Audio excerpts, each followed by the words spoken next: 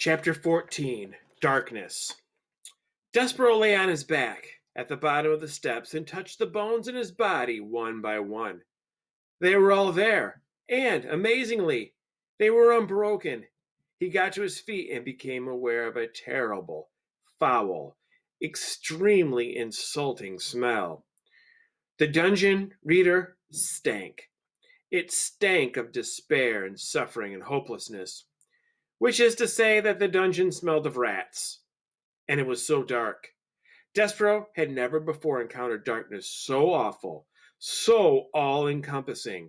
The darkness had a physical presence, as if it were a being all its own. The mouse held one paw up in front of his whiskers. He could not see it, and he had the truly alarming thought that perhaps he, Despereaux Tilling, did not even exist. "Oh my!" he said out loud. His voice echoed in the smelly darkness. "Perfidy," said Despereaux, just to hear his voice again, just to assure himself that he did exist. "P," said Despereaux, and the name of his beloved was immediately swallowed up by the darkness. He shivered, he shook, he sneezed, his teeth chattered. He longed for his handkerchief. He grabbed hold of his tail. It took him a long, frightening moment to even locate his tail. So absolute was the darkness. To have something, anything to hold on to. He considered fainting. He deemed it the only reasonable response to the situation in which he found himself. But then he remembered the words of the threadmaster: honor, courtesy, devotion, and bravery. "I will be brave," thought Despereaux. "I will try to be brave like a knight in shining armor. I'll be brave for the Princess P." How best for him to be brave? He cleared his throat. He let go of his tail. He stood up straighter. "Once upon a time," he said out loud to the darkness. He said these words because they were the best, the most powerful words that he knew, and just the saying of them comforted him. "Once upon a time," he said again, feeling a tiny bit braver, "there was a knight, and he wore always an armor of shining silver." "Once upon a time," boomed a voice from the darkness, "a knight in shining armor. What does a mouse know of such things?" That voice, the loudest voice that Despereaux had ever heard, could only, he assumed, belong to the world's largest rat. Despereaux's small, overworked heart stopped beating, and for the second time that day, the mouse fainted. Chapter 15 Light. When Despereaux awoke, he was cupped in the large, calloused hand of a human, and he was staring into the fire of one match, and beyond the match there was a large, dark eye looking directly at him. "A mouse with red thread," boomed the voice. "Oh, yes, Gregory knows the way of mice and rats. Gregory knows. And Gregory has his own thread marking him. See here, mouse." And the match was held to a candle, and the candle sputtered to life, and Despereaux saw that there was a rope tied around the man's ankle. "Here is the difference between us. Gregory's rope saves him, and your thread will be the death of you." The man blew the candle out, and the darkness descended, and the man's hand closed more tightly around Despereaux, and Despereaux felt his beleaguered heart start up a crazy rhythm of fear. "Who are you?" he whispered. "Well, the answer to that question, mouse, is Gregory. You are talking to Gregory the jailer, who has been buried here, keeping watch over this dungeon for decades, for centuries, for eons, for eternities. You are talking to Gregory the jailer, who, in the richest of ironies, is nothing but a prisoner here himself." "Oh," said Despereaux. Um, may I get down, Gregory? The mouse wants to know if Gregory the jailer will let him go. Listen to Gregory, mouse. You do not want to be let go. Here in this dungeon, you are in the treacherous dark heart of the world.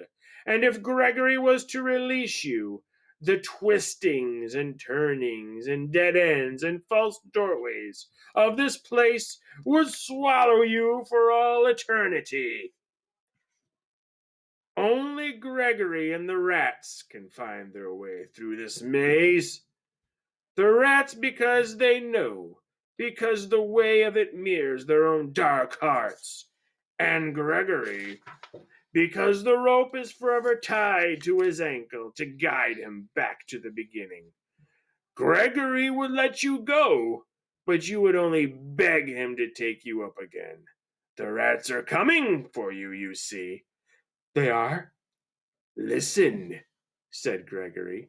You can hear their tails dragging through the muck and filth. You can hear them filing their nails and teeth. They are coming for you. They are coming to take you apart piece by piece. Despereaux listened, and he was quite certain that he heard the nails and teeth of the rats, the sound of sharp things being made sharper still. They will strip all the fur from your flesh, and all the flesh from your bones. When they are done with you, there will be nothing left except red thread.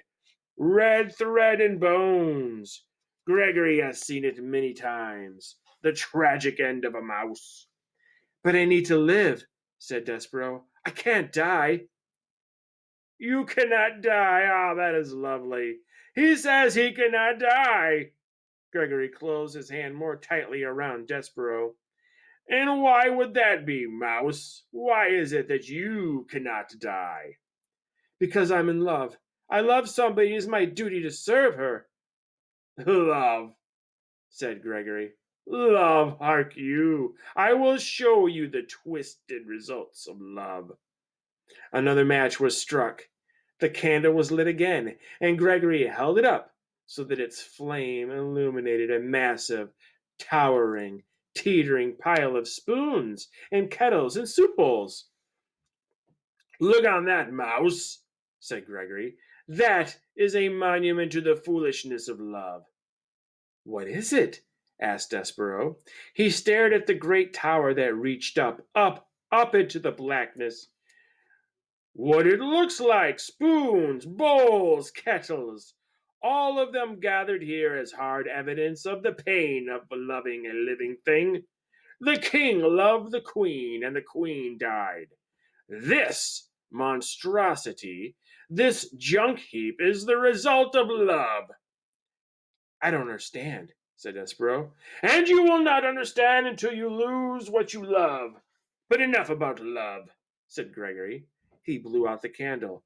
We will talk instead about your life, and how Gregory will save it, if you so desire. Why would you save me? Despereaux asked. Have you saved any of the other mice? Never, said Gregory. Not one. Why would you save me then? Because you, mouse, can tell Gregory a story. Stories are light. Light is precious in a world so dark. Begin at the beginning. Tell Gregory a story. Make some light. And because Despereaux wanted very much to live, he said, Once upon a time. Yes, said Gregory happily. He raised his hand higher and then higher still until Despereaux's whiskers brushed against his leathery, time-worn ear. Go on, mouse, said Gregory. Tell Gregory a story.